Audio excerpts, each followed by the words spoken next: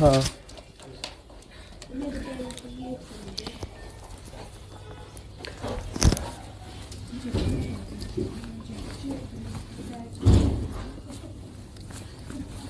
पढ़े हम। एक बहुत इंपॉर्टेंट चैप्टर होता है मैथ्स में, मैथ्स का बेसिक है। एक तो चैप्टर का चैप्टर है, सेकंड क्या चीज़ है, मैथ्स का बेसिक्स। ठीक है, पढ़े हम। और ये जो चैप्टर है ना, यहाँ का बेसिक समझोगे, आगे जाके बहुत सारे चैप्टर्स में ये यूज़ होने वाला है। ठीक है, रेशो, प्रपोर्शन, चलेगा अपना वाला कंटिन्यू सुबह। हाँ वो सुबह चलेगा, आप तक डिपेंड है। मुझे लगता है एक में हो जाएगा अगर हुआ, वरना दो। हाँ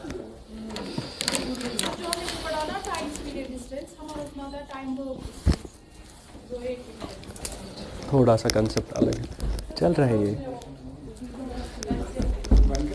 हाँ ना पढ़े हम। अच्छा देखो, रेशो क्या होता है, प्रपोर्शन क्या होता है, बेसिक चीज समझ लेना। हमारा जो टॉपिक्स अपने सुबह वाले बैच में चल रहे हैं वो चलने दो। ये एक इंपॉर्टेंट चैप्टर है क्लास 4 के सिलेबस में। इस चैप्टर का क्या नाम है, रेशो प्रपोर्शन। अब रेशो प्रपोर्शन क्यों है इंपॉर्टेंट, एक तो हमारे सिलेबस में, मतलब क्लास 4 के सिलेबस में रेशो प्रपोर्शन है। आगे जाके जितने भी मैथ्स वाले चैप्टर देखोगे ना, वहां रेशो प्रपोर्शन का बेसिक आ ही जाएगा। ठीक है, इसलिए यहां देख लेना ध्यान से, रेशो क्या होता है और प्रपोर्शन क्या होता है। आपसे किसी ने कहा रेशो क्या होता है, तो रेशो का मतलब सिर्फ और सिर्फ ये होता है कि दो चीजों के बीच क्या किया, कंपैरिजन किया। ठीक है, तो रेशो का मतलब होता है सिंपल सिंपल कंपैरिजन। आई बात समझ।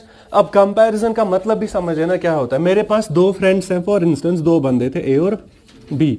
इसके पास थे 350 रुपए और इसके पास है फॉर इंस्टेंस 150 रुपए।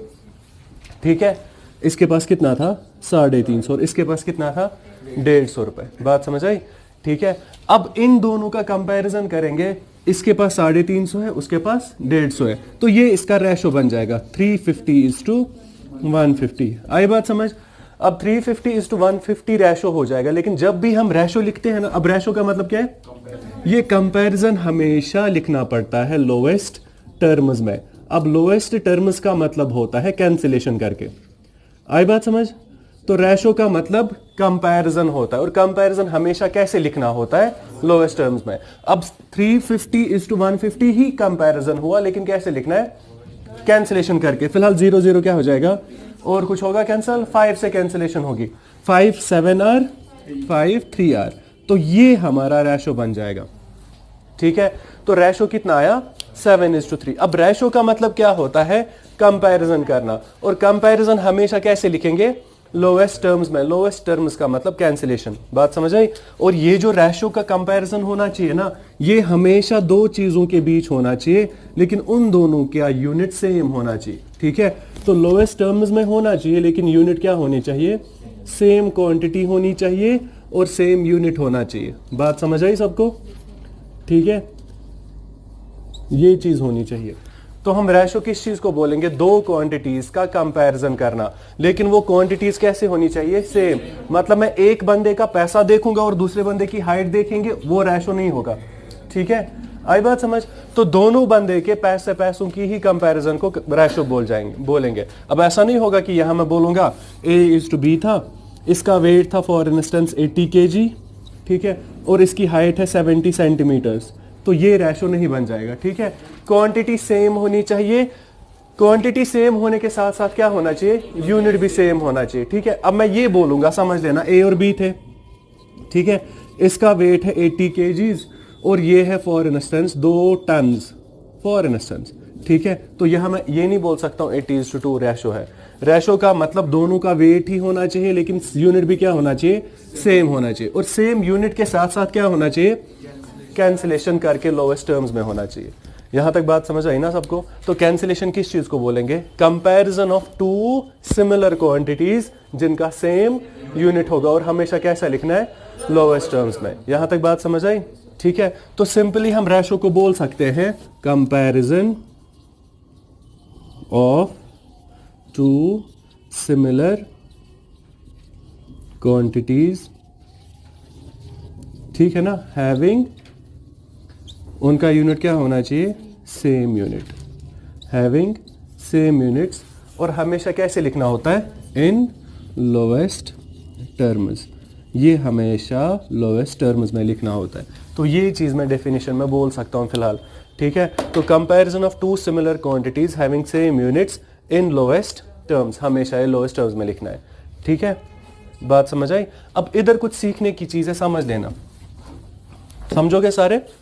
अब अगर मैं कभी आपसे कह रहा हूं A:B है, फॉर इंस्टेंस यहां कितना मिला था, 7:3, ठीक है। अब A:B का मतलब 7:3 है। अब रेशो का मतलब ये होता है कि A का वैल्यू 7 होगा, खाली A का वैल्यू 7 नहीं था। अब A बेसिकली कुछ था, ठीक है, A कुछ था, उसकी कैंसिलेशन की थी, तब जाके क्या आया था। जैसे यहां कैंसिलेशन हुई थी ना, और कैंसिलेशन किससे हुई थी, बेसिकली 50 से हुई थी। आई बात समझ, 5 से तो हुई थी लेकिन 0 भी आया था ना, तो 57 53 ऐसा ही हुआ था। तो ये कैसे निकला था, जैसे जब मैंने कैंसिलेशन की थी किससे, जब मैंने कैंसिलेशन की थी 50 से, तब जाके A का वैल्यू 7 आया, B का वैल्यू 3 आया। यहां तक बात समझ आई ना। तो यहां मैं डायरेक्ट ये नहीं बोल सकता हूं A का वैल्यू 7 होगा, A का वैल्यू खाली 7, A का वैल्यू 7 के साथ वो चीज होगी जिससे उसकी कैंसिलेशन हुई थी। अब मुझे नहीं पता ना यहाँ कैंसिलेशन किससे हुई थी, ठीक है, ये तो मुझे समझ आया था 50 से कैंसिलेशन हुई थी। अगर अचानक आया A:B = 7:3, तो मैं ये नहीं बोल सकता हूँ नंबर क्या था एग्जैक्टली। अब A का वैल्यू खाली 7 नहीं लिख सकता हूँ, लिखने को मैं क्या लिखूंगा, 7x। ऐसे ही B का वैल्यू क्या बन जाएगा, फिर B बन जाएगा 3x। मैं ये कह रहा हूं जब भी रेशो गिवन होगा ना, तो A का मतलब खाली 7 नहीं है, B का मतलब खाली 3। अब अगर बोलना ही है तो A का वैल्यू कितना होगा, 7x, और B का वैल्यू कितना हो जाएगा, 3x। बात समझ आई, ठीक है। अब मैं ये बोल सकता हूं ना इस एग्जांपल से, इसके पास 350 रुपए थे, इसके पास फॉर इंस्टेंस 50-50 के पैसे थे, 50-50 के नोट्स थे, इसके पास भी 50-50 के नोट्स थे। मैं ये बोल सकता हूं इसके पास 50 के कितने नोट्स थे, 7, और इसके पास 50 के कितने नोट्स थे, 3 थे। तो मैं ये बोल सकता हूं इसके पास 50 का नोट था, इसके पास भी वही 50 के नोट्स है। तो वही चीज हुई ना, सेम यूनिट सेम क्वांटिटी थी, ठीक है, क्वांटिटी सेम हुई थी, मतलब 50 रुपए ही थे।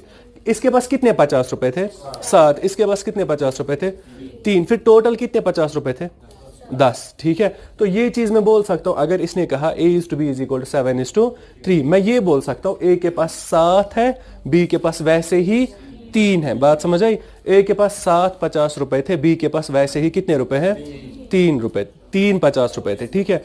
अब बोलने को मैं ये बोल सकता हूं सीधे A का वैल्यू 7x है और B का वैल्यू 3x है। अब मुझे ये नहीं पता है ना वो नोट कितने का था, मतलब कैंसिलेशन जिससे की थी वो x माना था, ठीक है। दूसरी चीज मैं ये बोल सकता हूं A के पास कितने थे, 7, कितनों में से, मैं ये नहीं बोल सकता हूं ना, मैं इसको ऐसे भी लिख सकता हूं A/B = 7/3। अब जब हम एग्जाम देते थे ना बचपन में, तो ऐसे लिखते थे 10 और ऐसे 4, इसको कैसे पढ़ते थे हम, 4/10। इधर मैं ये नहीं पढ़ सकता हूं 7/3, ये 7/3 नहीं है, ये मैं बोल सकता हूं 7 ही है, आउट ऑफ 10। बात समझ आई। तो ये बन जाएगा 7/10। ऐसे B का वैल्यू कितना आ जाएगा, B का वैल्यू आएगा 3, लेकिन कितनों में से, 10 में से। अब अगर रेशो गिवन होगा A:B = 7:3, तो चीजें दो है, या तो मैं सीधे बोलूंगा A का वैल्यू कितना है, 7x, B का वैल्यू कितना है, या फिर मैं ये बोल सकता हूं A का वैल्यू 7/10 है, ऐसे B का वैल्यू 3/10 है। यहां तक बात समझ आई, ठीक है। हम रेशो को ऐसे भी लिख सकते हैं, या तो मैं सीधे लिखूंगा A:B = 7:3, या फिर मैं लिख सकता हूं A/B = 7/3। यहां तक बात समझ आई, ठीक है। तो एक पर्टिकुलर रेशो का मतलब कंपैरिजन होता है, ठीक है। अब अगर एग्जाम में कभी बोला या कहीं पे भी बोला A:B = 1:2, A:B = 1:2 का मतलब क्या है, मैं ये बोल सकता हूं A:B = 1/2 का मतलब इसके पास ऐसा एक चीज है, इसके पास भी वैसा ही चीज है, लेकिन कितने, 2। इसलिए मैं वो चीज नहीं पता है, मैं डब्बा बोल रहा हूं, ठीक है। इसके पास कितने डब्बे हैं, इसके पास भी एग्जैक्ट वैसे ही कितने डब्बे हैं, ठीक है। अब अगर वैल्यू पे ही आ जाएंगे, A का कितना वैल्यू है, 1x, और B का वैल्यू कितना है, 2x, और अगर आउट ऑफ पे आ जाऊंगा तो A है 1 आउट ऑफ 2 या 3। ऐसे ही B का वैल्यू 2 है आउट ऑफ, ये चीज मैं बोलूंगा, ठीक है। यहां तक बात समझ आई, टफ नहीं पढ़ रहे हैं ना कुछ, बात समझ आई मैं बोल क्या रहा हूं। हम आगे बढ़े, तो रेशो का मतलब सीधे सीधे दो क्वांटिटीज, लेकिन क्वांटिटी सिमिलर होनी चाहिए, ठीक है। तो comparison of two similar quantities जिनका यूनिट क्या हो जाएगा, सेम, और लिखना कैसे है हमेशा, लोवेस्ट टर्म्स में। अब मैं ये कह रहा हूं, समझ लेना, यह मैं कुछ लिख रहा हूं, मुझे बताओ ये है क्या। मैंने लिखा 2/3, ये क्या है, ये 2:3 है कि कुछ और है। मैंने खाली 2/3 लिखा, ये है क्या, मैंने खाली 2/3 लिखा। ये रेशो है, ये फ्रैक्शन है, ये नंबर है या कुछ और है, फिलहाल के लिए सिंपल सिंपल फ्रैक्शन है। अब अगर मैं ऐसा लिख रहा हूं a = 2/3, अब क्या है ये सिर्फ वैल्यू ऑफ a है, ठीक है। तो अभी तक तो ये फ्रैक्शन था, अभी भी ये फ्रैक्शन ही है, ये क्या है, वैल्यू ऑफ a, तो ये वैल्यू ऑफ a है। अब अगर मैं ऐसा लिख रहा हूं a = 2/3 और अब लिख रहा हूं इसके नीचे b, अब ये क्या बन जाएगा, ठीक है। तो यहां तो ये सीधे सीधे एक फ्रैक्शन था, जब मैं खाली 2/3 लिखूंगा तो ये एक नंबर होगा, ठीक है, ये एक फ्रैक्शन होगा 2/3। अब अगर मैं a = 2/3 लिख रहा हूं तो ये वैल्यू ऑफ a है। अब अगर मैं ऐसा लिख रहा हूं a/b = 2/3, अब ये बन जाएगा रेशो, ठीक है। तो रेशो मुझे कहां से पता चलेगा ये रेशो है, मुझे यहां देखना है ये वेरिएबल में क्या लिखा है। अगर खाली a होगा तो ये 2/3 इसका वैल्यू है। अब अगर a/b है तब जाके ये रेशो है, और इसको कैसे लिख सकते हैं हम, a/b = 2:3।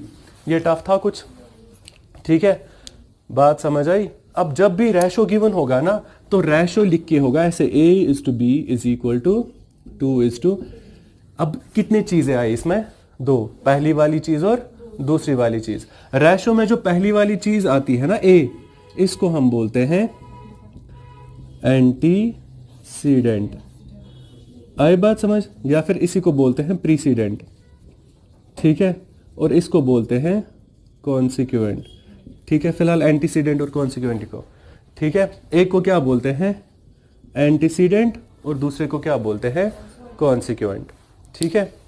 लिखो जल्दी से, फिर कुछ टर्म्स पे आ जाएंगे, क्वेश्चंस कर लेंगे, ठीक है। तो पहले वाले को क्या बोलते हैं, ये पहला वाला है, ठीक है, पहले वाले को एंटीसीडेंट और दूसरे वाले मतलब दूसरे वाले टर्म को क्या बोलते हैं कॉन्सिक्वेंट, ये चीज है, ठीक है। तो दोनों में से एक मतलब पहला वाला वैल्यू एंटीसीडेंट होगा और दूसरा वाला वैल्यू क्या होगा, कॉन्सिक्वेंट होगा। हम मत कुछ टफ पढ़ रहे, ठीक है। तो रेशो ऑफ दो चीजें, दो सिमिलर चीजें जब करेंगे लोवेस्ट टर्म्स में लिखेंगे, उस चीज को क्या बोलेंगे, मतलब कंपैरिजन को रेशो बोलेंगे, ठीक है।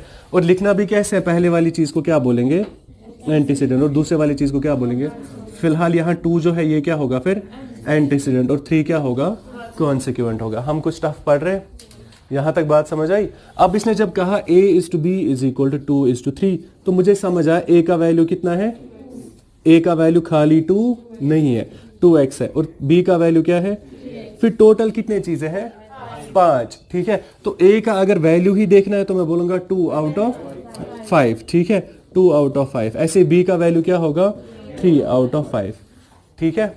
एक सिंपल सा क्वेश्चन करें हम, शाबाश, लिखो क्वेश्चन, डिवाइड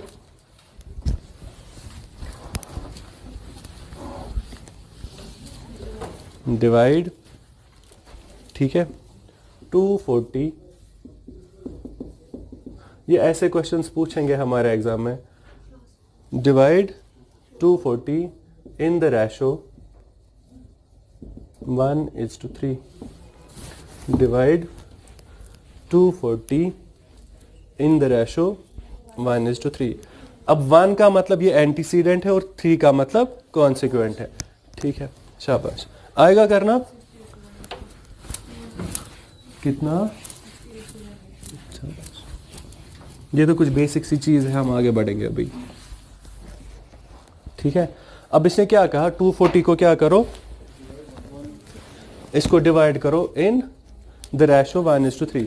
अब इस इन द रेशो 1:3 का मतलब क्या है, इस 240 के कितने हिस्से करो, इस 240 के 2 हिस्से करने थे, ये बनना चाहिए 1 और इसके पास कितना बनना चाहिए, बेसिकली 1 का मतलब है इसके पास कितने डब्बे आने चाहिए, 1, इसके पास भी वही डब्बा होना चाहिए लेकिन कितने, 3, ठीक है, ऐसा करना है हमें, बात समझ आई।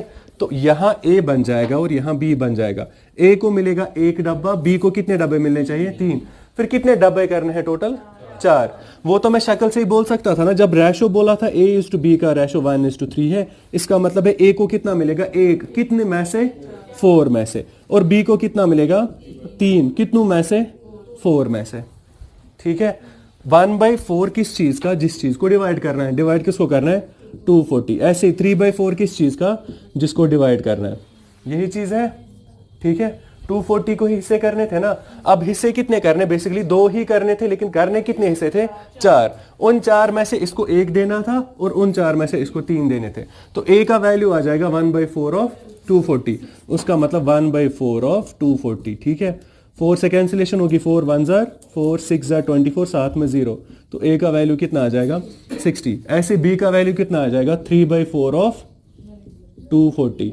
ठीक है, तो 4 1 आर 4 6 आर, तो ये 60 बनेगा। 3 इंटू 60 कितना हुआ, ये चीज हो जाएगी। ठीक है, तो इसने क्या कहा था, 240 को 2 बंदों में डिवाइड करो, लेकिन डिवाइड कैसे करना है, उसको मिलना चाहिए एक हिस्सा और उसको कितने हिस्से मिलने चाहिए। अब बेसिकली 2 ही हिस्से करने थे, लेकिन शक्ल से देखा तो इसको 1 मिलना चाहिए, इसको 3 मिलना चाहिए। उसका मतलब इसको 1 डब्बा मिलना चाहिए, इसको वैसे ही कितने डब्बे, फिर कितने डब्बे करने थे, तो 240 को 4 हिस्से करो, तो 240 को 4 हिस्से करेंगे तो 60 60 60 और 60 हो जाएंगे। उसमें से इसको 1 देना है, तो इसको क्या मिलेगा, 1 60, और इसको कितने मिलेंगे, 3, वही हुआ 180। ठीक है, तो ये हमारा वैल्यू आ जाएगा, एक को मिलेगा 60, दूसरे को कितना मिलेगा, 180। ये टफ था कुछ, एग्जाम में ये एक क्वेश्चन आने की उम्मीद है, लेकिन अब इतना आसान नहीं होगा, वैल्यू थोड़ा सा बड़ा होगा। और यहां से हो सकता है, यहां लिखा था ना 1:3, हो सकता है ये लिखेगा ऐसे 4 5। आई बात समझ, क्वेश्चन एक लिखो इसमें।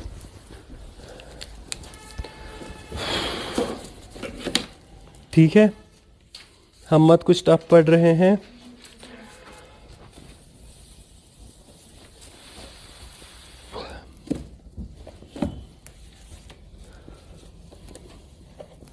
Divide 1162, divide 1162 among, divide 1162 among ABC, among ABC in the ratio 35 is to, in the ratio 35 is to 28 is to 20, 35 is to 28 is to 20। ठीक है, आई बात समझ, इतना लेंथ भी नहीं पूछेगा कभी क्वेश्चन। यहां कैलकुलेशन है, जल्दी जल्दी कैलकुलेशन करो।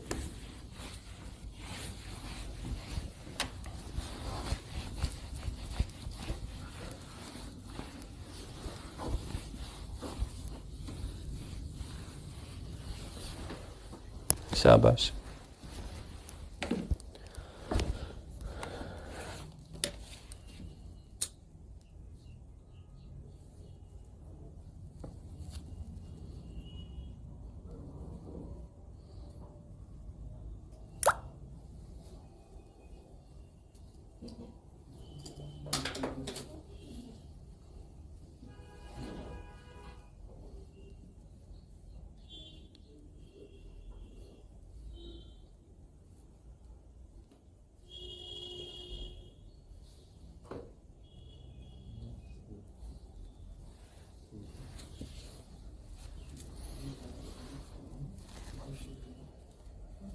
कैंसिलेशन सीखनी है और कुछ नहीं है। 83 का टेबल गिनते जाओ, 83 आया ना, एक तो सीधे 10 तक पहुंच सकते हो, फिर आगे देखो।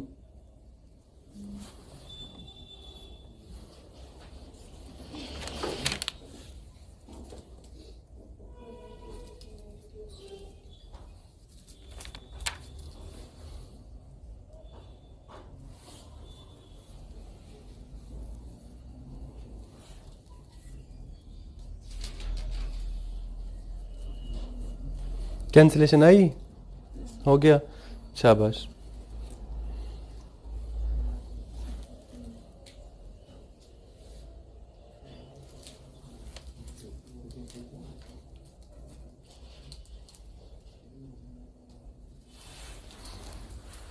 टफ तो नहीं था ना?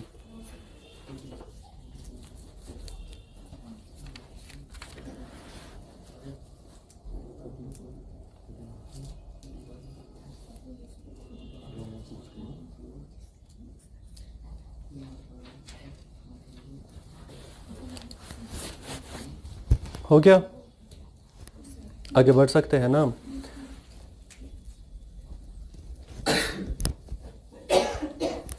कुछ इंपॉर्टेंट चीजें पढ़नी है। हो गया ये? अच्छा देखो इधर 1162 को क्या करना है, 3 हिस्सों में डिवाइड करना है, जैसे इससे पहले वाला क्वेश्चन है बिल्कुल वैसा ही है। अब इसने बोला ए का वैल्यू कितना है 35, बी का 28x और सी का 20x है। अब जब मैं ए का शेयर दूंगा ना तो ए का शेयर मिल जाएगा 35 आउट ऑफ सब, ठीक है? तो सब को क्या करेंगे, ऐड करेंगे, ठीक है? तो सब को ऐड किया तो कितना आया 83। अब ए का शेयर होगा 35/83, बी का शेयर क्या हो जाएगा 28/83 और सी का शेयर क्या हो जाएगा 20/83। फिलहाल के लिए हम क्वेश्चन को ऐसे ही करेंगे। किस चीज का डिवाइड करना है 1162, इधर भी क्या हो जाएगा 1162 और इधर भी क्या हो जाएगा 1162, ठीक है? अब यहां जब कैंसिलेशन करेंगे ना, समझ लेना कैंसिलेशन करनी कैसे है। एक तो काम कर लो, पूरा पूरा डिवाइड चेक कर लो एक बार। अब 35 को 83 डिवाइड नहीं करेगा, इससे बेहतर है हम इस 83 को किससे डिवाइड करें 1162 से। अब 83 अगर देखोगे ना तो 83 10 जार कितना हुआ 830, आई बात समझ? 83 10 जार कितना हुआ 830, ये उससे ज्यादा है ना। अब उससे ज्यादा भी कितना है वो चेक करो, 830 तो ये आ गया, और एक बार ये भी चेक करोगे ना 3 के टेबल में 2 आना चाहिए कहीं पे, आई बात समझ? तो 3 के टेबल में 2 कब आएगा, 3 1 जार 3, 3 2 जार 6, 3 3 जार 9, 3 4 जार, तो शायद 83 इंटू 4 होगा। अब 4 नहीं होगा क्योंकि 10 से ज्यादा है, तो शायद 83 इंटू 14 होगा। अब चेक भी करोगे तो 83 इंटू 14 ही मेरा आंसर है। अब वो 83 इंटू 14 चेक भी कैसे करें, 83 इंटू 10 इतना हुआ, अब इंटू 4 करना है मतलब डबल का डबल, तो 83 का डबल हुआ 166, और फिर से क्या करेंगे 166, ये होना चाहिए। 6 6 जार 12, 6 और 6 12 हुए, 1 गया कैरी, ठीक है? ये बना 16, ये बना 1, बात समझ आई? तो ये एग्जैक्ट 1162 आया। तो यहां मैं सीधे बोल सकता हूं 83 1 जार 83 14, ऐसे 83 1 जार 83 14 जार, यहां पे भी क्या हो जाएगा डायरेक्ट 83 14 जार, ठीक है? क्लास 4th का एग्जाम है तो इतना टफ नहीं पूछेगा, बहुत आसान होगा, आई बात समझ? अब आंसर मिल जाएंगे ना आराम से, ठीक है? अब 35 इंटू, अब इंटू 14 भी कैसे करना है, सेम ऐसे ही, इंटू 14 का मतलब इंटू 10 इंटू 2 इंटू 2, ठीक है? अब यहां बन जाएगा 35 इंटू 10 हुआ 350, ठीक है? फिर इंटू 2 हुआ 70 और इंटू 2 हुआ 70, फिर से ये हमारा आंसर होगा। तो 350 को ऐड करेंगे 140, तो 350 को 140 ऐड करेंगे, ये हमारा आंसर होगा 490, यहां का आंसर है, ठीक है? आई बात समझ? सेम हम यहां कर सकते हैं, एक तो 280 हुआ 10 जार, 28 28 हुआ 56 और 56, ठीक है? ये हमारा आंसर बनेगा। 6 6 हुआ 12, 1 गया कैरी, ये बन जाएगा 9, और 1 गया कैरी, ये बना 3, ठीक है? तो 392 हमारा आंसर होगा। इंटू 14 कैसे करोगे, पहले 10 फिर 2 और फिर 2। अब इधर तो कुछ नहीं था, 14 इंटू 20 था, मतलब 14 इंटू 2 था, ठीक है? तो 14 इंटू 2 हुआ 280 के साथ 0 आ जाएगा, ये हमारा आंसर होगा, ठीक है? आई बात समझ? 3 में शेयर किया था, ए को मिलेगा 35 आउट ऑफ पूरे 83, बी को मिलेगा 28 आउट ऑफ 83, सी को मिलेगा 20 आउट ऑफ 83, ये हमारा आंसर होगा, ठीक है? टफ नहीं पढ़ रहे हैं ना, बात समझ आई? इससे टफ क्वेश्चन नहीं पूछेगा एग्जाम में, लेकिन समझ लेना जब इसने कहा 1162 को 3 बंदों में डिवाइड करो, वो इक्वल बंदे नहीं थे, वरना मुझे सीधे 1162 को डिवाइड बाई 3 करना था, ठीक है? अब क्योंकि रेशो गिवन था तो ए को मिलेगा इतना 83 में से, बी को मिलेगा 28 आउट ऑफ 83 और सी को मिलेगा 20 आउट ऑफ 83। एक और क्वेश्चन करो ऐसा वाला, फिर हम आगे नेक्स्ट टाइप पे जाएंगे, ठीक है? If 76 is divided into 4 parts, if 76 is divided into 4 parts proportional to 4 parts proportional to 7 5 3 4, proportional to 7, 3, 5, 4. ठीक है, 7, 5, 3 and 4. Then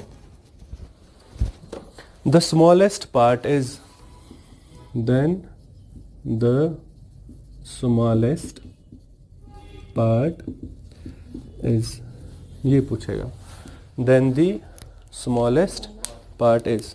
ठीक है, अब इसको कितने हिस्से किए? 4. अब ये बोला प्रोपोर्शनल टू ये है, इसका मतलब ये है 7:5:3:2, हिस्से 4 ही किए लेकिन इक्वल नहीं है. ठीक है, अब इनमें से सबसे बड़ा कौन है? जिसको 7 डब्बे मिले, इसको मिले 5 ही, इसको मिले 3, इसको मिले, इनमें से सबसे छोटा कौन है फिर? तो स्मॉलेस्ट पार्ट होगा इतना, स्मॉलेस्ट पार्ट बन जाएगा फिर 3 आउट ऑफ सब. ठीक है, ये कितने आए? 19 इंटू क्या करूंगा? 76. ये हमारा आंसर होगा. ठीक है, तो सबसे छोटा तीसरा वाला होगा जिसको 3 पार्ट मिले. कितने पार्ट्स में से? 19 में से. तो 3/19 ऑफ 76 हमारा आंसर है.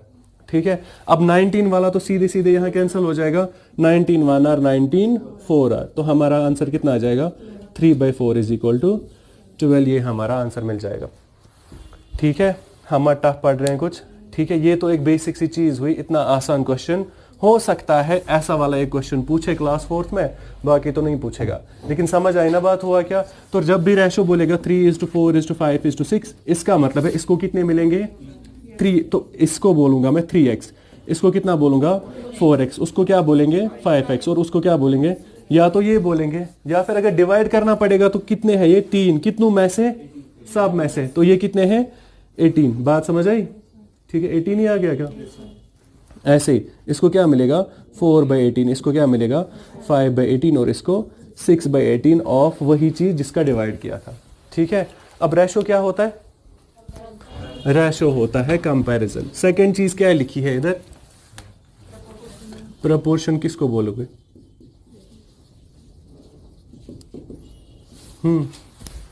रेशो का मतलब तो हुआ कंपैरिजन. प्रोपोर्शन क्या हुआ?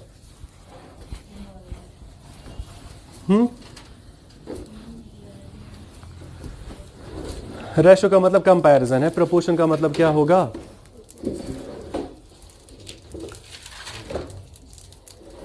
प्रोपोर्शन का मतलब क्या होगा? हिस्सा. मतलब क्या? मतलब जो उसमें होते हैं, मतलब 7, 8, मतलब हाँ. जो उसमें नाम बोलते हैं. हाँ, शाबाश. प्रोपोर्शन का मतलब होता है, ये क्या लिखा है इधर? ये रेशो है.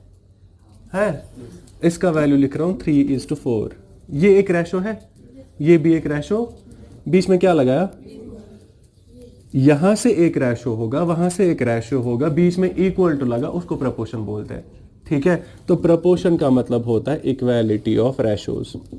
ठीक है, जब दो रेशोज के बीच क्या लगेगा? इक्वालिटी वाली साइन. आई बात समझ? तो इक्वालिटी ऑफ रेशोज को क्या बोलते हैं? प्रोपोर्शन. ठीक है, रेशो तो रेशो ही हुआ. ठीक है, अब अगर आपको कभी राइट हैंड साइड से रेशो दिखा और लेफ्ट हैंड साइड से रेशो दिखा, बीच में इक्वल टू आया, तो इस चीज को क्या बोलेंगे? प्रोपोर्शन बोलेंगे. खाली ये क्या है? ये एक रेशो है. अब अगर इक्वल टू भी आया और यहां से भी एक, ये भी एक रेशो ही है ना बेसिकली, तो ये रेशो और ये रेशो क्या कहलाएगा? रेशो के बीच इक्वलिटी वाली साइन आई, तो इसको क्या बोलेंगे? प्रोपोर्शन. अब जरूरी नहीं है कि दो ही हो सकता है ऐसा हो. ठीक है, यहां कुछ और लिखा है, फॉर इंस्टेंस 30:40, ऐसे ही लिखा हुआ है 300:400. तो बहुत सारे रेशोज के बीच अगर इक्वल वाली साइन आई, उस चीज को क्या बोलेंगे? प्रोपोर्शन. तो प्रोपोर्शन का मतलब दो रेशोज या फिर दो से ज्यादा. ठीक है, तो रेशोज के बीच इक्वालिटी वाली साइन आई तो क्या कहलाएंगे? प्रोपोर्शन. टफ था कुछ? ठीक है, रेशो का मतलब कंपैरिजन और प्रोपोर्शन का मतलब दो रेशोज के बीच क्या है? इक्वालिटी वाली साइन. ठीक है, अब इधर कुछ सीखोगे. दो चीजें समझ लेना. मैं लिख रहा हूं A:B इज इक्वल टू 3:4. ठीक है, A:B किसके बराबर है? 3:4. अब मैं इसको थोड़ा सा छेड़खानी करूंगा. अब छेड़खानी कैसे कर सकते? या तो प्लस कर सकते, या तो माइनस, या तो इनटू, या तो डिवाइड. ठीक है, आई बात समझ? बात समझ है मैं बोल क्या रहा हूं? या तो मैं इनटू करूंगा, या तो डिवाइड करूंगा, या प्लस माइनस करूंगा. ठीक है, समझोगे? A:B का वैल्यू कितना है? 3:4. इस 3:4 की जगह अगर मैं लिखूं 30:40, कोई बुराई है? ठीक है, 0 0 कैंसिल, वापस क्या आएगा? ठीक है, अगर मैंने 3:4 को लिखा 30:40, इसको क्या किया? बेसिकली इसको इंटू 10 किया, ऐसा ही है। तो इधर क्या किया? इंटू 10।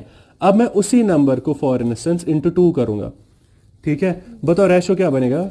6:8, ठीक है। तो इंटू करने से रेशो को कोई प्रॉब्लम, रेशो में नंबर चेंज हो जाएगा लेकिन रेशो मेंटेन रहेगा। ये था ना 3/4। अगर मैं इन दोनों को इंटू 2 करूंगा, ये क्या बन जाएगा? 3 × 2 इज 6 डिवाइडेड बाई 4 × 2 इज, तो 3/4 को मैं 6/8 भी बोल सकता हूं, क्योंकि वापस कैंसिलेशन करेंगे, ये वापस क्या आ जाएगा? ठीक है। ऐसे ही अगर मैं इंटू करूंगा तो रेशो मेंटेन रहता है, नंबर चेंज हो जाएगा लेकिन रेशो मेंटेन। ऐसे ही अगर कभी डिवाइड भी करोगे ना, डिवाइड से भी रेशो मेंटेन रहेगा, ठीक है। नंबर चेंज हो जाएगा लेकिन रेशो मेंटेन रहेगा। तो इंटू करने से रेशो मेंटेन रहता है, डिवाइड करने से रेशो मेंटेन रहेगा, ठीक है। लेकिन प्लस माइनस से रेशो मेंटेन नहीं रहेगा। जैसे मैंने लिखा था a/b इज इक्वल टू 3/4, ठीक है। अब मैं दोनों को +1 कर रहा हूं, ठीक है। यहां क्या किया मैंने? प्लस, तो ये कितना बना? 4 डिवाइडेड बाई 5। अपना ओरिजिनल रेशो कितना था? अब रेशो क्या बना? 4/5। रेशो मेंटेन हुआ? रेशो मेंटेन नहीं हुआ। अब मैं लिख रहा हूं इधर a/b इज इक्वल टू 3/4 ही था, दोनों को इंटू 3 कर रहा हूं। 3 × 3 कितना हुआ? 9 डिवाइडेड बाई 4 × 3 इज 12। रेशो दिख रहा है मुझे कि चेंज हुआ, लेकिन है सेम, ठीक है। तो 9/12 का मतलब वापस कैंसिलेशन करेंगे तो क्या आ जाएगा? ठीक है। तो अगर मैं रेशो को ऑपरेट कर रहा हूं इंटू या डिवाइड, तो रेशो सेम रहेगा, मेंटेन रहेगा, ठीक है। नंबर चेंज हो जाएंगे लेकिन रेशो सेम रहेगा। अब अगर मैं रेशो को क्या कर रहा हूं? माइनस या प्लस, तो रेशो मेंटेन नहीं रहेगा, ठीक है। नंबर्स चेंज हो जाएंगे और वो नंबर्स रेशो नहीं बनेंगे वापस, ठीक है। तो प्लस माइनस से रेशो चेंज हो जाएगा, इनटू से रेशो सेम ही रहता है। नंबर चेंज हो जाएंगे वरना रेशो सेम ही रहेगा। किसी को बात समझ आई?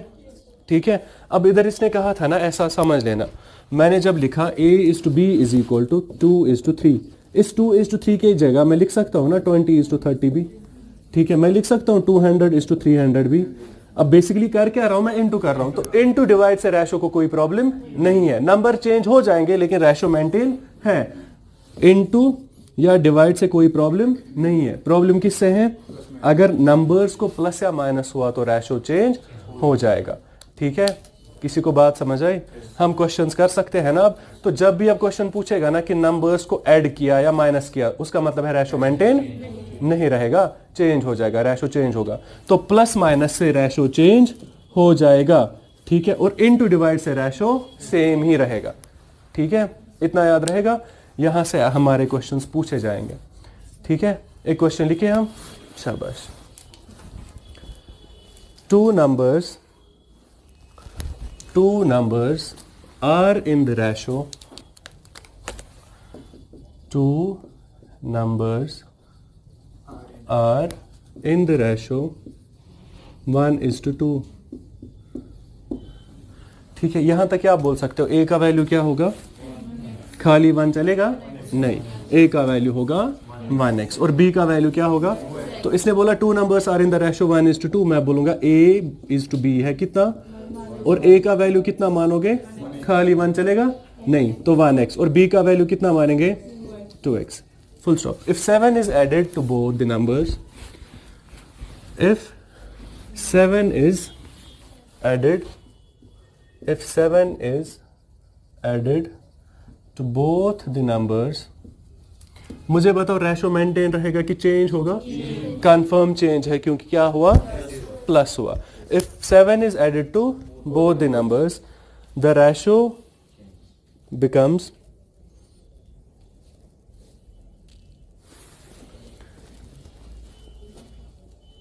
3:5. Ratio becomes 3:5. Find the numbers. अब क्या ढूंढो? ओरिजिनल वाले नंबर, ठीक है। ये क्वेश्चंस पूछेंगे। अब देखना क्वेश्चंस कहाँ पूछेंगे। देखो ये क्वेश्चन है ना, इधर देखो। अब सारे मैं एक दिखा रहा हूं, दूसरा खुद करना। देखो इधर क्या बोला? Two numbers are in the ratio, तो इधर 2 रेशो है। एक तो क्या बोला? तो पहले तो बोला 1:2 रेशो है, तो ये रेशो 1 है, ऐसा ही है। उसके बाद बोला दोनों को क्या किया, +7 मतलब ऊपर भी +7 नीचे भी +7। तीसरे में क्या बोला, और एक रेशो, तो दूसरा रेशो गिवन है कितना 3:5, ऐसा ही है। तो पहला रेशो गिवन है, फिर चेंज गिवन है, फिर और एक रेशो गिवन है। ठीक है, अब जब भी ऐसे वाले क्वेश्चंस आ जाएंगे ना, एक तो सीधे क्वेश्चन बनेंगे रेशो प्रपोर्शन के। क्लास 4th के सिलेबस में और एक चैप्टर है जिसका नाम है प्रॉब्लम्स ऑन एज, वहां पे ये क्वेश्चन कंफर्म है।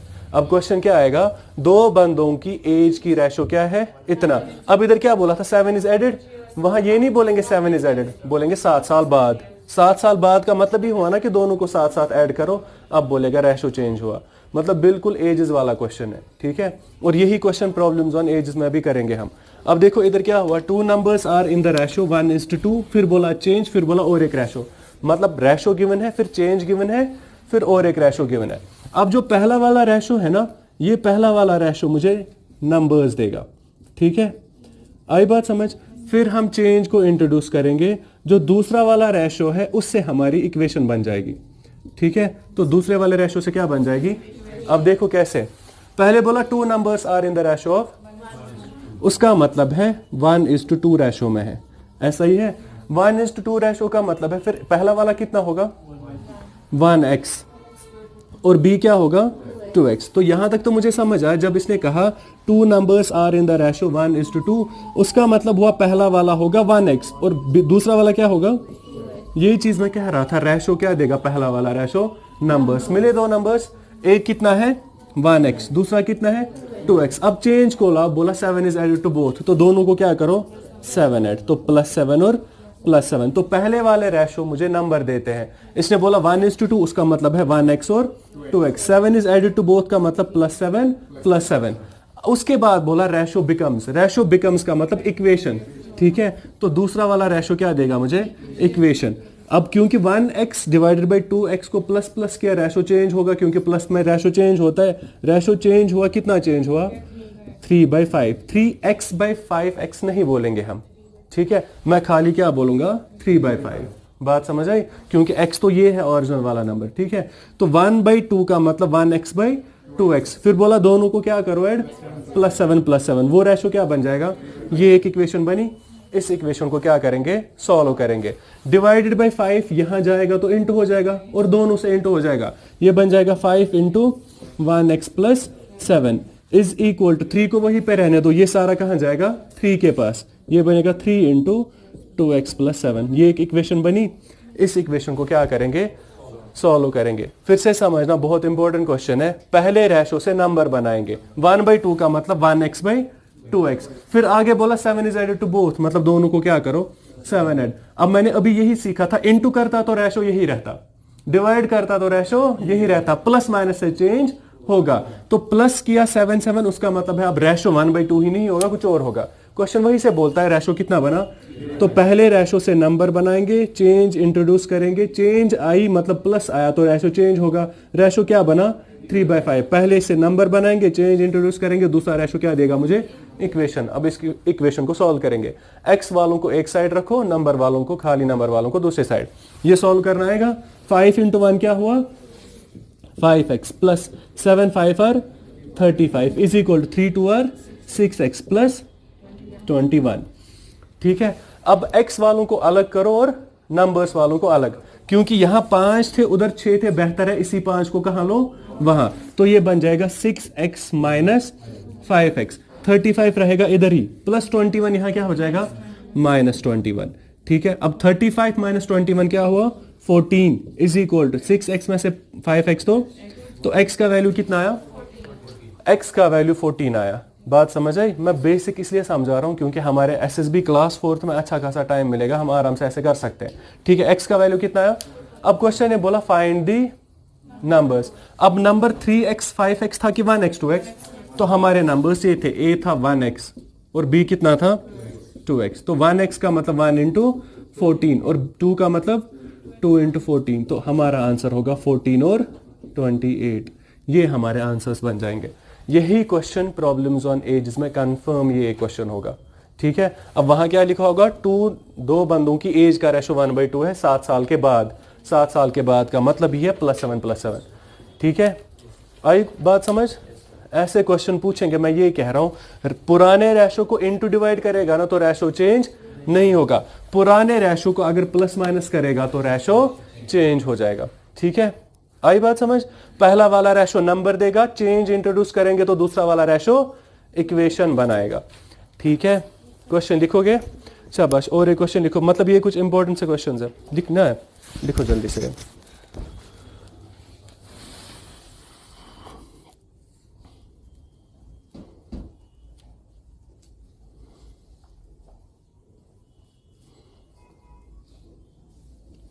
इनटू डिवाइड से रेशो चेंज नहीं होगा, प्लस माइनस से रेशो चेंज होगा।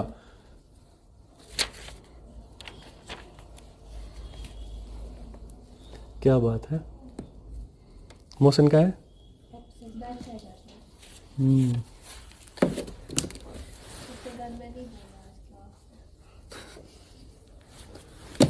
क्या नाम है? कहाँ रहते हो?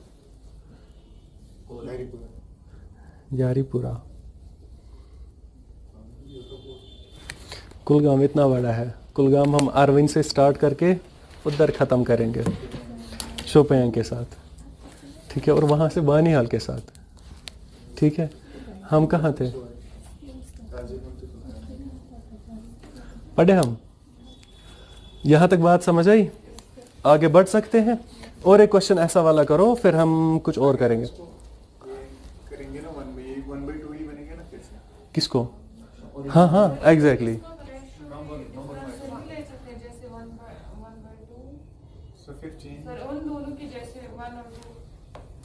हाँ हाँ हाँ, 1 और हाँ एग्जैक्टली वैसे भी कर सकते हैं, आ जाएगा। लेकिन ऐसे समझ आया? बेसिक से करो फिलहाल। ठीक है, ये समझ आई बात? हम आगे बढ़े? शाबाश, लिखो next question. Two numbers are in the ratio 3:5। ये सेम क्वेश्चन है आपके लिए, जल्दी जल्दी करो। 3:5 full stop. If 9 is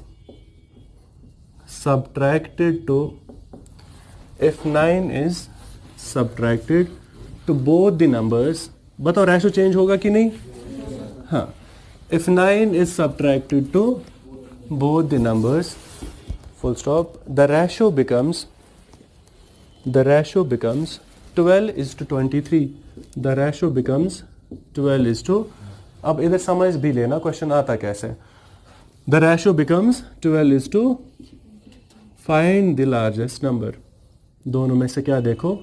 largest number. यहां ही बोल सकते हो दोनों में से कौन बड़ा है?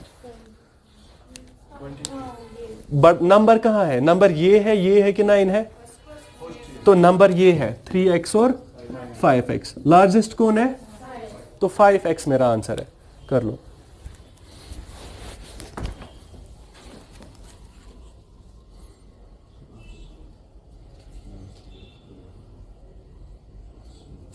शाबाश शाबाश।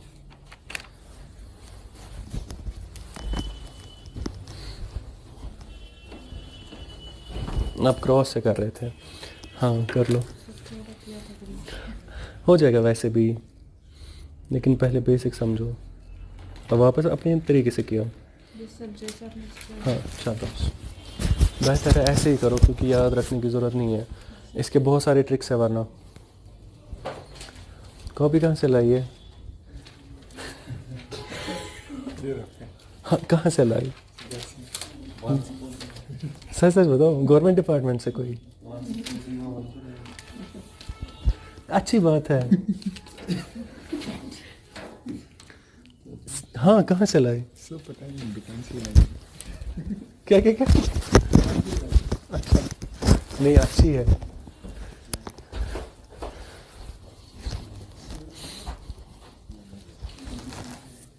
शाबाश। कुछ और भी पढ़ना है? ये सीधे सीधे क्वेश्चंस पूछेंगे एग्जाम में।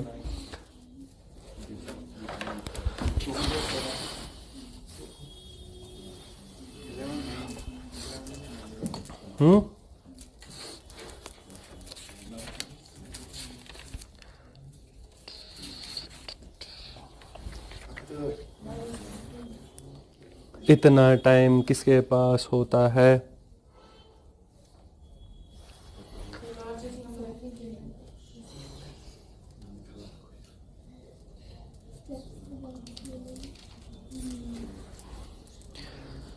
ऐसे कर लोगे ना तो हमारे बहुत सारे क्वेश्चंस खुद ब खुद सॉल्व हो जाएंगे। ये समझ आया, प्रॉब्लम्स ऑन एज आधा खत्म है। शाबाश, ठीक है।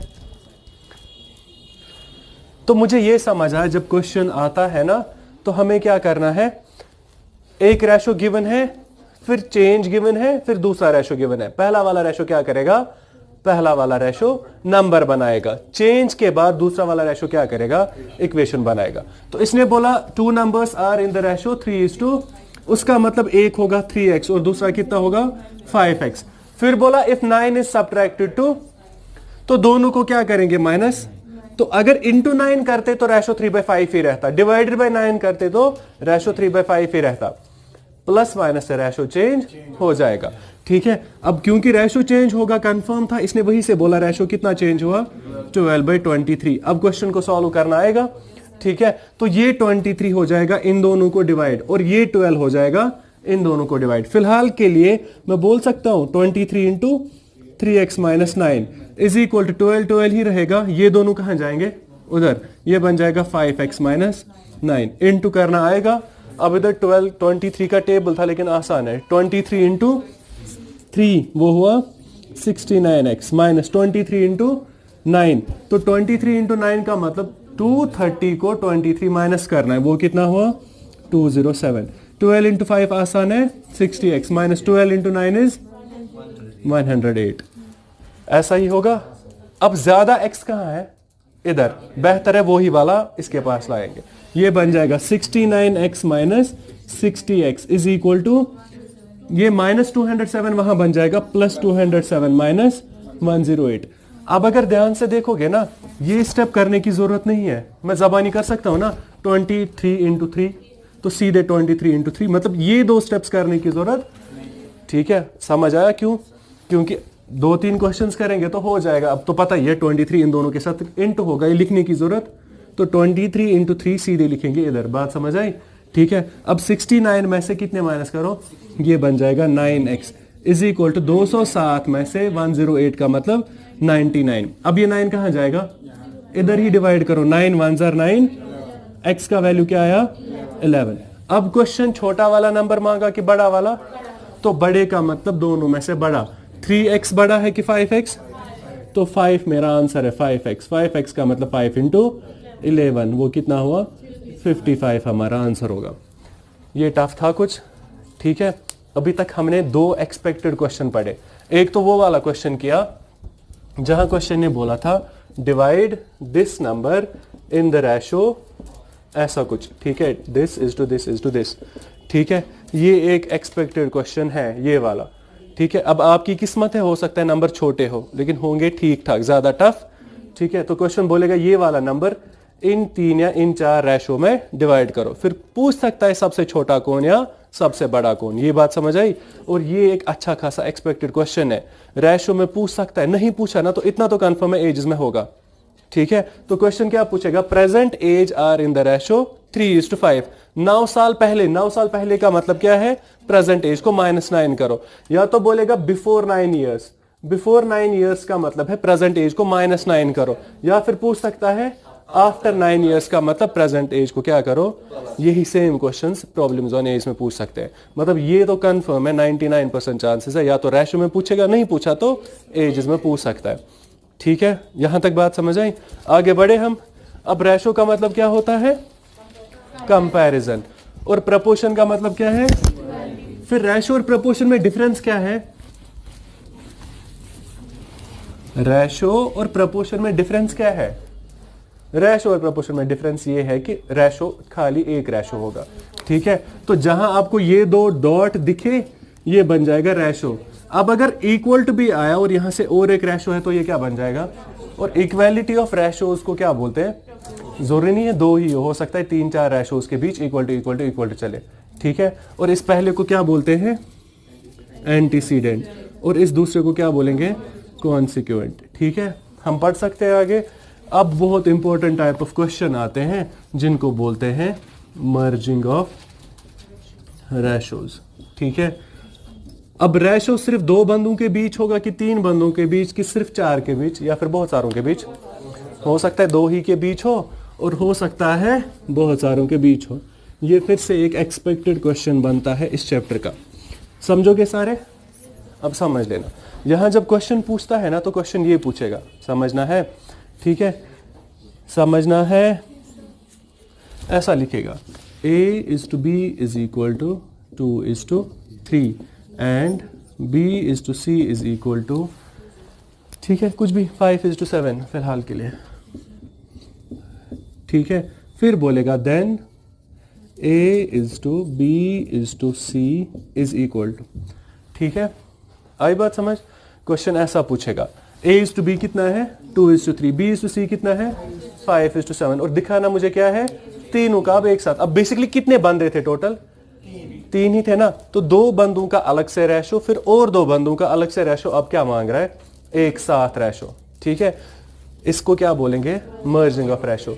यहां तो 2 रेशोस को कंबाइन करके एक बनाना है। ठीक है, ऐसे ही हो सकता है और एक टाइप ऑफ क्वेश्चन बनेगा। अब इधर a is to b था, फिर b is to c था, आगे हो सकता है c is to d बोले, मतलब कितने बंदे? 4। फिर इन 4 का मर्ज करके पूछेगा a is to b is to c is to d कितना होगा।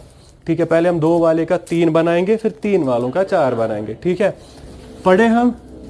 ठीक है, एक लंबा वाला मेथड करेंगे, बेसिक वाला, फिर 2 शॉर्टकट पढ़ेंगे। ठीक है, ये इंपॉर्टेंट क्वेश्चन है, समझो। ये क्या कह रहा है?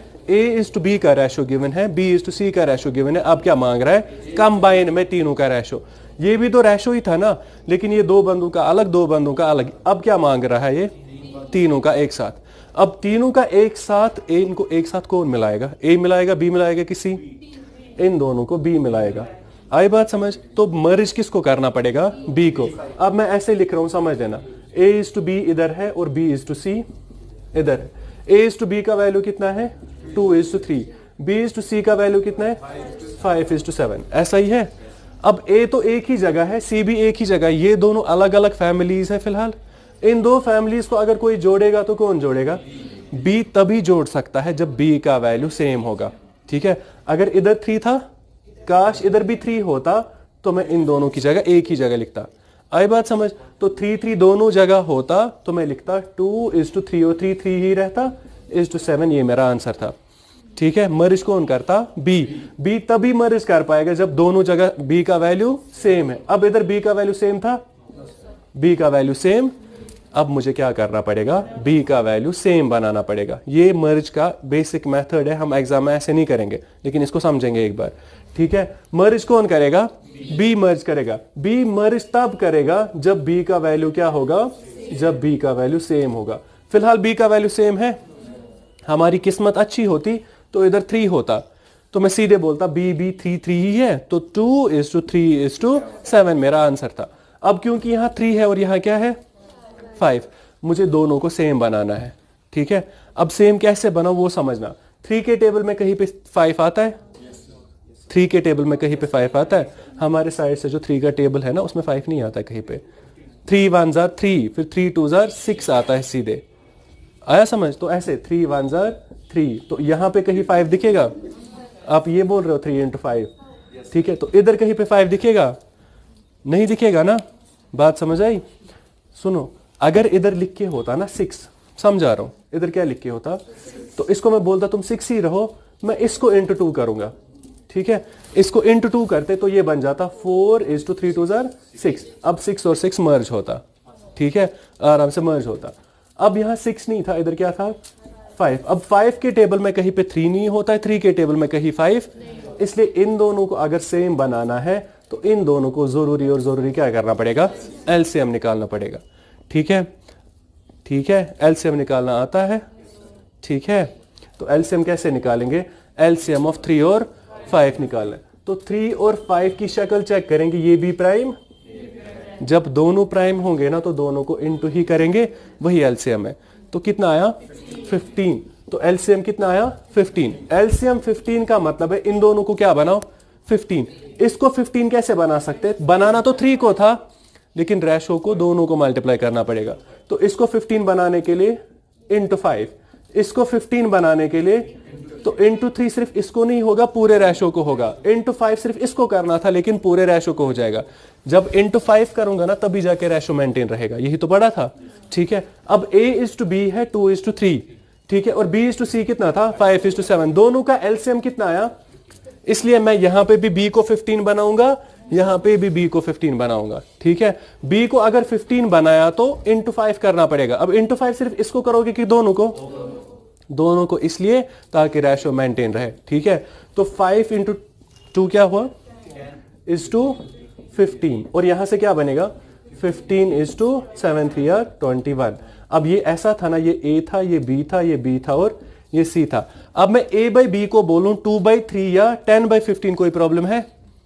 ठीक है, तो 10/15 वापस कितना बनेगा 2/5, 2/3। ऐसे ही 5/7 बोलूं या 15/21 बोलूं, बात एक ही है, क्योंकि इसको 3 से कैंसिलेशन करेंगे तो 3 5s 3 7s वापस आएगा। अब मैं B और B को क्या कर सकता हूं, मर्ज कर सकते हैं, क्योंकि दोनों जगह क्या आया सेम।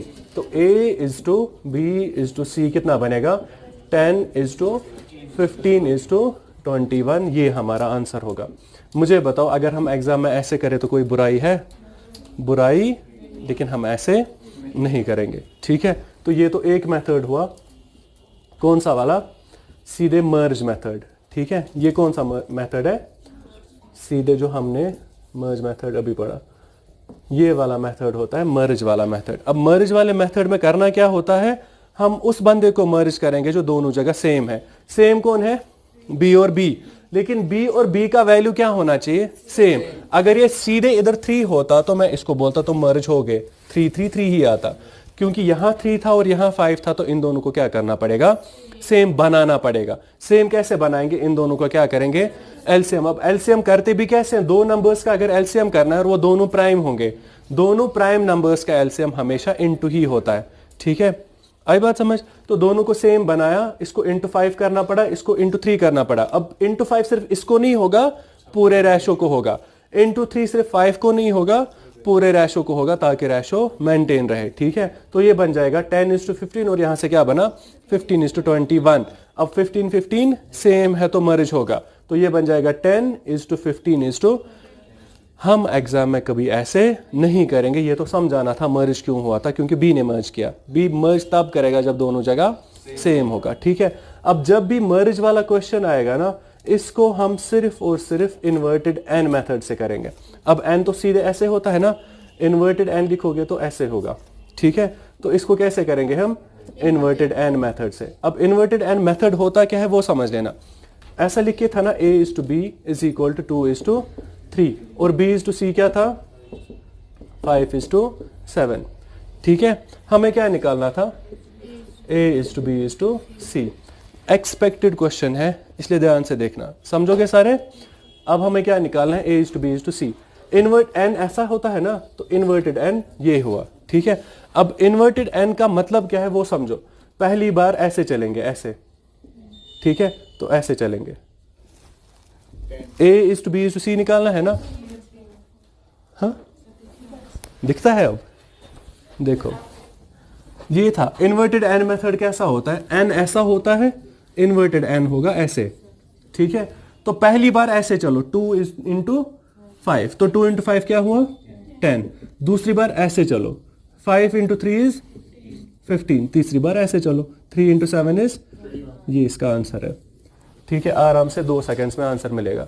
आई बात समझ? तो इन्वर्टेड n में कैसे करेंगे, इधर समझ लेना। पहला स्टेप क्या होगा, इन दोनों को इंटू करो। ठीक है, तो A को मिलेगा 2 × 5। ठीक है, फिर दूसरा क्या आया, B को मिलेगा ये 2, 5 × 3, और C को क्या मिलेगा, ये वाले 2, 3 × 7। ये हमारा आंसर है। ठीक है, तो 2 × 5 = 15, 10, 2 × 5 = 10, 5 3s × 3 × 7 = यही था ना आंसर। बस ये ख्याल रखना, ये मत कैंसिल होगा कुछ, तीनों को कोई कैंसिल कर सकता है नहीं, इसलिए यही आंसर है। कभी कभी इस मेथड में कैंसिलेशन भी होती है लास्ट में, वो चेक कर लेना।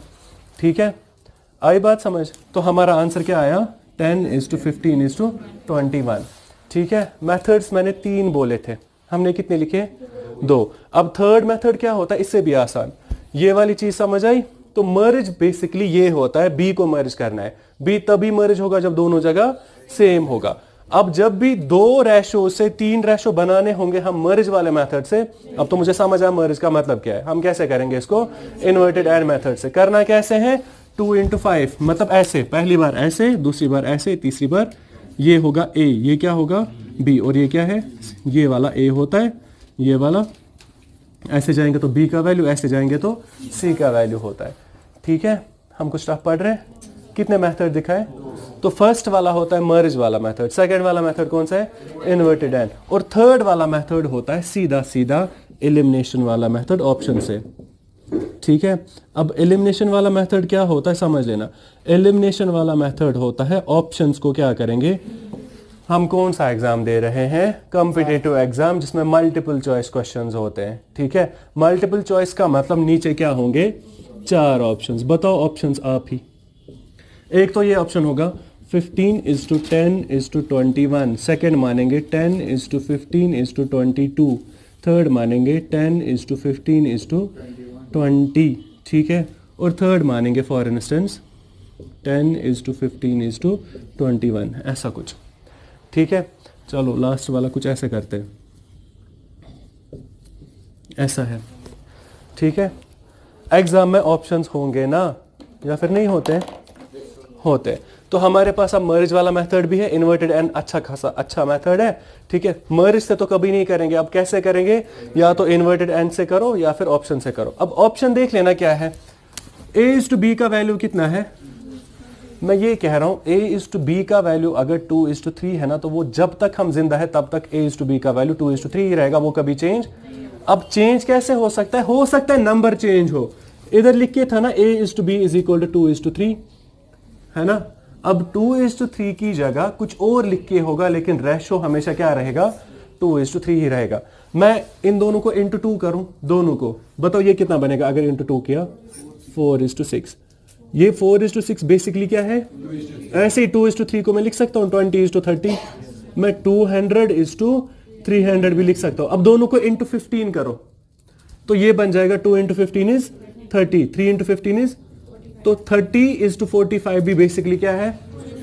अब यहां अगर चेक करोगे ना, हमें क्या निकालना है, a/b/, अब a/b/c का मतलब है ना, ये a है, ये b है और ये c है। a/b कितना है, 2:3, ये हमेशा 2:3 ही रहेगा। नंबर चेंज होंगे, रेशो कभी चेंज नहीं होगा, क्योंकि इंटू डिवाइड नहीं, इंटू और डिवाइड करेगा तो चलेगा, प्लस माइनस तो नहीं किया था ना क्वेश्चन में। ठीक है, a/b का रेशो क्या है, अगर a/b का रेशो 2:3 है, वो हमेशा 2:3 ही रहेगा, रेशो 2:3 ही रहेगा। नंबर चेंज हो सकते हैं, नंबर चेंज होंगे ऐसे, तो 2:3 को मैं बोल सकता हूं 30:45 भी, लेकिन ये वापस है कितना, 2:3। तो इतना तो कंफर्म है ना, a/b का रेशो कितना है, वो हमेशा 2:3 ही रहेगा। सीधे ऑप्शंस पे जाओ, चेक करो, जो जो 2:3 है वो जिंदा रहेगा, बाकी सारे मार जाएंगे। अब ये है ना a, और ये क्या है, तो 15:10, बेसिकली 15:10 है, लेकिन कैंसिलेशन करेंगे तो ये क्या बनेगा, 5 3s are 5 2s are। होना क्या चाहिए था, तो यहां बोल रहा है a/b 3:2 है, ये ठीक है कि गलत है, ये गलत है तो कैंसल। ये है 2:3, हाँ ये चलेगा, ये है 2:3, हाँ ये है 2:3, फिर कितना है ये 1:3 है, ये भी क्या हो जाएगा।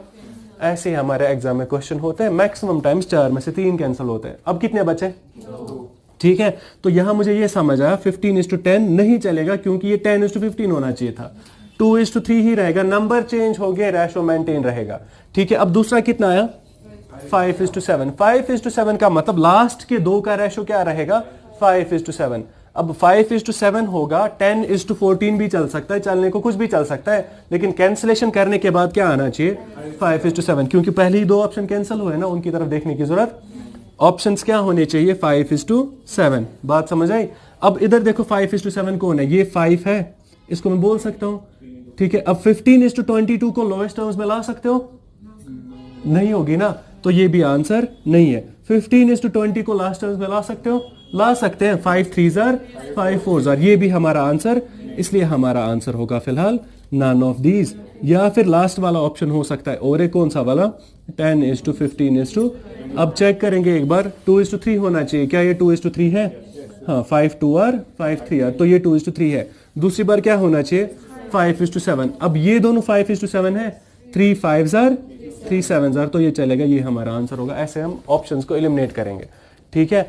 A:B का रेशो क्या है, वो हमेशा 2:3 ही रहेगा। नंबर चेंज हो सकते हैं, लेकिन इन दो नंबर्स के कैंसिलेशन करने के बाद क्या आएगा, 2:3 ही। ऐसे ही B:C का रेशो क्या है, 5:7 मेंटेन ही रहेगा। नंबर चेंज होंगे, लेकिन उन नंबर्स को कैंसिलेशन के बाद क्या आएगा, 5:7 ही होगा। हमारे पास मर्ज के कितने मेथड्स आए, 3। बेहतर और बेहतर कौन सा वाला मेथड है, ठीक है। या तो इन्वर्टेड एन से करो, या फिर कैसे करो, ऑप्शन से, ठीक है। क्वेश्चंस करें, मर्ज से हम क्वेश्चंस को नहीं करेंगे। शाबाश, करूं मैं अब? किसी को बात समझ आई? ये मर्ज से क्वेश्चंस पूछेंगे आपके एग्जाम में, इसलिए ध्यान से देखना।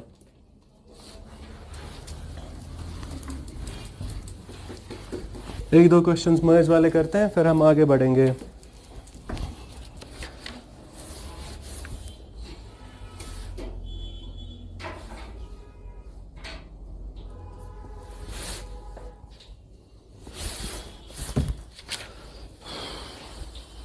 हम मत कुछ टफ पढ़ रहे हैं।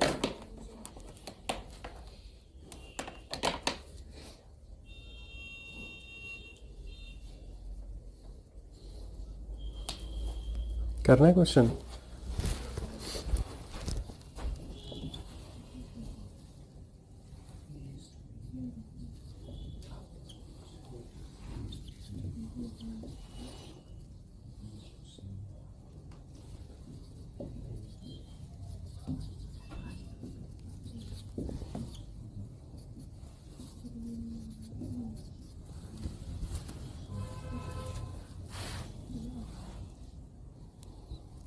ये है क्वेश्चन।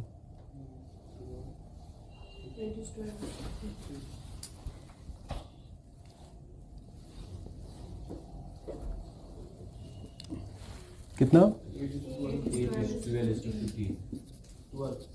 कोई मसला नहीं है।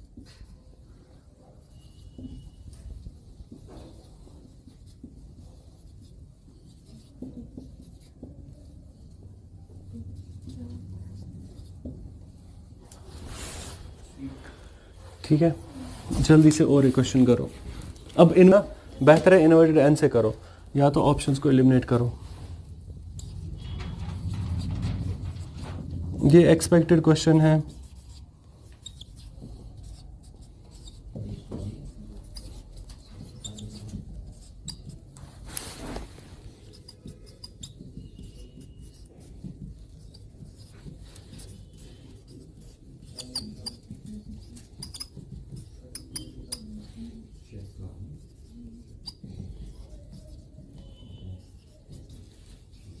साकी पे दिख रहा है?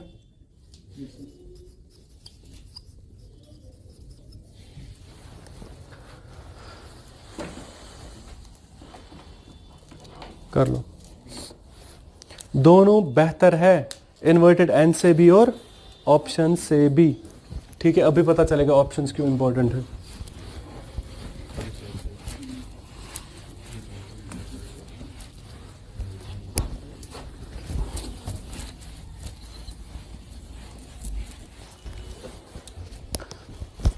ठीक है, एक्सपेक्टेड क्वेश्चंस है ये सारे।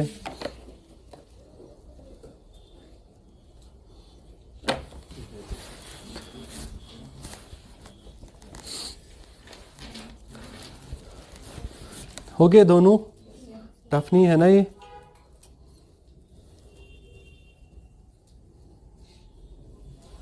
कुछ टफ करते हैं, ठीक है। ये तो आसान है ना यहां तक? अच्छा, अब ऑप्शन से करोगे कि इन्वर्टेड एन से करोगे? अब इन्वर्टेड एन बेहतर है, क्योंकि यहां क्वेश्चन सिर्फ दो है ना। दो रेशो से क्या बनाने हैं? 3। ठीक है, अगर क्वेश्चन होगा ना 2 रेशो से 3 बनाओ, बेहतर है इन्वर्टेड एन से करो। कभी कभी क्वेश्चन बोलता है 3 रेशो से 4 बनाओ, वहां इन्वर्टेड एन नहीं चलेगा। वैसा ही कुछ चलता है, लेकिन उससे थोड़ा सा कंफ्यूज करोगे। आई बात समझ? तो 2 से 3 बनाने होंगे तो इन्वर्टेड एन अच्छा है। अब अगर 3 से कितने बनाने होंगे? बेहतर है ऑप्शन से चलो। ठीक है, आई बात समझ? अब देखो फिलहाल के लिए आंसर ये मिला, 2 इंटू 4 इज 8, फिर 4 इंटू 3 इज 12, फिर क्या बनेगा 3 5 आर 15। तीनों को कोई प्रॉपर एक नंबर कैंसिलेशन कर सकता है? करेगा? 8 और 12 को तो 2 करता है, 12 और 15 को 3 कर सकता है, लेकिन तीनों को कोई डिवाइड, इसलिए हमारा आंसर 8:12:15 ही होगा। ऑप्शंस में है कोई? ये हमारा आंसर है। ठीक है, इसी क्वेश्चन को हम ऑप्शन से भी कर सकते थे ना। देखो रेशो कितना होना चाहिए? 2:3 ही होना चाहिए, चाहे नंबर चेंज कर लो, लेकिन नंबर्स की कैंसिलेशन करके वापस क्या आएगा? 2:3। क्या ये 2:3 ला सकता है कभी?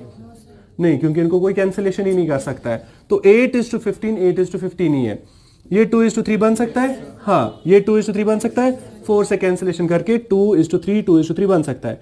5:12 को लोएस्ट टर्म्स में ला सकते हो? नहीं, उसका मतलब ये कभी आंसर नहीं है, ये कभी आंसर नहीं है, इन दोनों पे शक है। ऐसा ही है, इन दोनों में से एक आंसर है।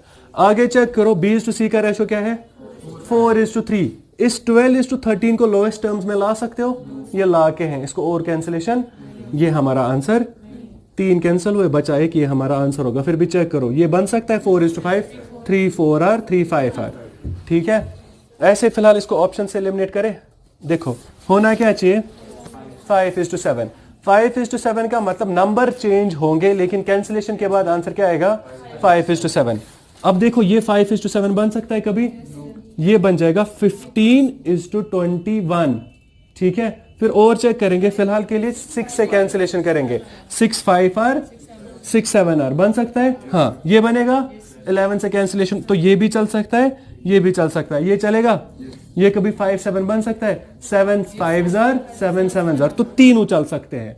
ठीक है, आई बात समझ? इस हिसाब से तो तीनों चलेंगे, तीनों ठीक है। अब सेकंड क्या है?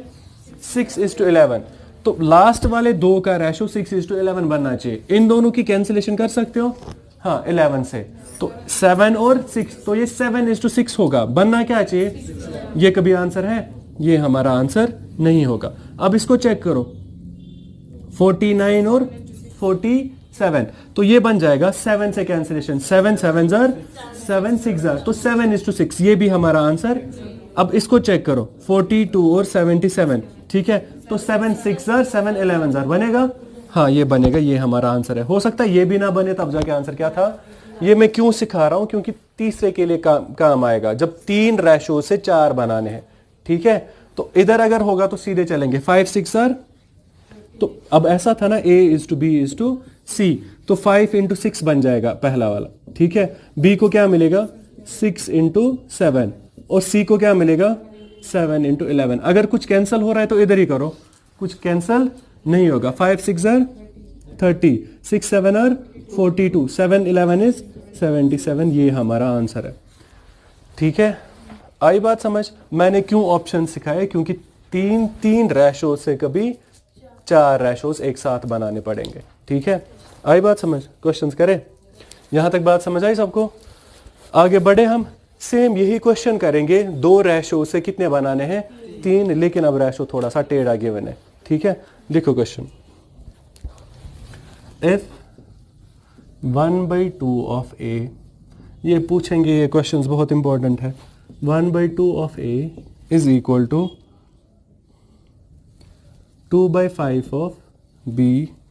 If 1/2 of A is equal to 2/5 of B is equal to 1/3 of C, then A is to B is to C is। ठीक है, पूरा क्वेश्चन लिखना ऑप्शंस के साथ, फिर हम इसको 2 टाइप्स में करेंगे, 2 मेथड से। 4:5:6 पहला ऑप्शन है,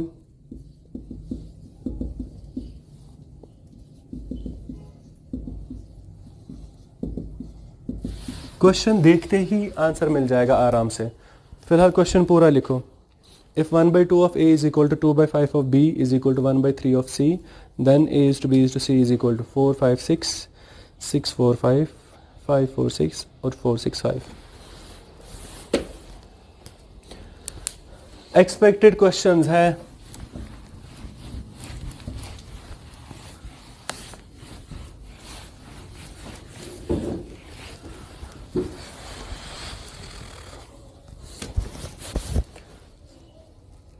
कर सकते हो।